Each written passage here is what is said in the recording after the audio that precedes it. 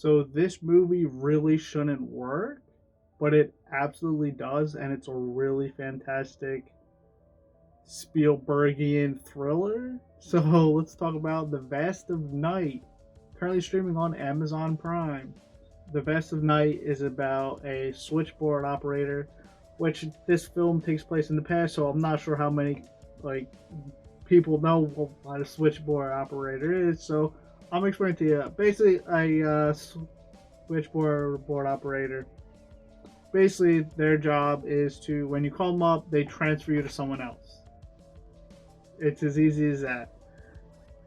And a DJ radio host are having a little show, and they both hear a very strange noise. And this noise takes them on an adventure of a lifetime. That's all I'm going to leave it at. I really like this movie. I went in knowing nothing. I didn't see a trailer. I All I saw was the Prime thumbnail, and I knew it was getting a lot of praise. And I'm like, time to watch it, and it deserves all of the praise. The best focal point is the cast. It's pretty much carried by two actors, and both are really good. And the film sets up early with a really cool, like, tracking shot type scene, and you immediately fall in love with these characters. Well, I did. I instantly went, okay, these characters are really down to earth people. They're good. And I liked them from the get go. And when I started this, I said, this film shouldn't work, but it does.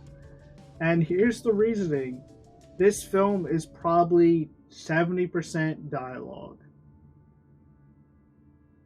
Because, it's an operator and a radio host, so there's a lot of speaking. And what I mean by shouldn't work is, if you had any other film, let's say Halloween, or a Marvel movie, or Alien, or E.T., or the Twilight Zone, if they were mostly dialogue, people wouldn't care about them. And a film is dialogue and actions combined to make a story. And this film is mostly dialogue, and it's fascinating to actually see this film works completely. And it's entertaining while doing so.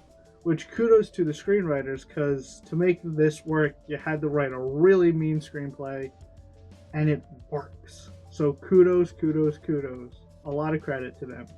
And this film has one of my favorite filmmaking techniques: tracking shots.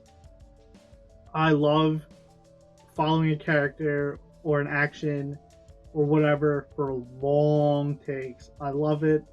This film has a few tracking shots that are minutes at a time, and I'm just sitting here like, this is so good.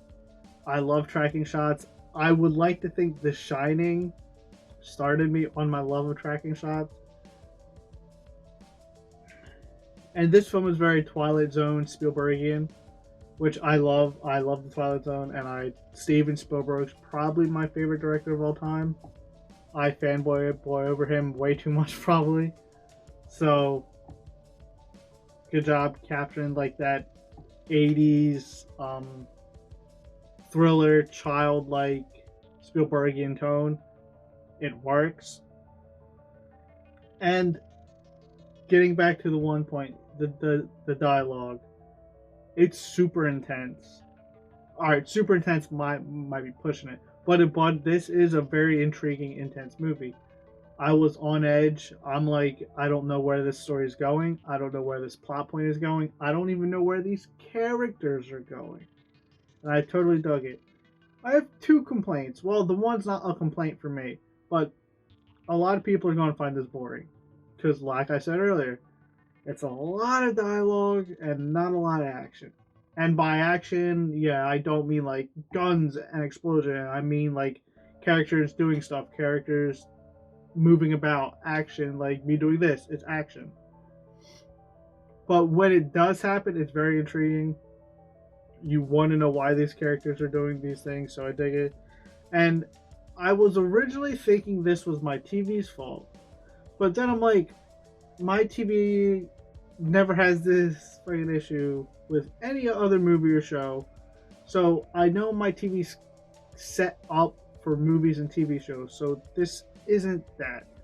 But it got me thinking. Because to me, the film was a little too dark at times. Well, it got me thinking that since I watched it on Prime, for some reason Prime's player isn't the brightest. It isn't the most colorful. So I want to point fingers at Amazon because their player has been known to give me like light issues sometimes too in the past. Like in horror movies, it just seems washed out and too dark. And I want to think that's what happened here, but I can't put my finger on it. So I'm gonna just say it might be Prime. It might be the way the film was shot. It could even be my TV. I'm not sure. But a few scenes were a little too dark and they were hard to see what was happening. Once again, I don't know what it was specifically, but Best of Night, really intriguing, pretty spooky at times, intense, well acted, amazingly well shot, and it's just a really great science fiction thriller that shouldn't work, but it absolutely does. But like always, feel free to like, comment, subscribe, and thanks for watching.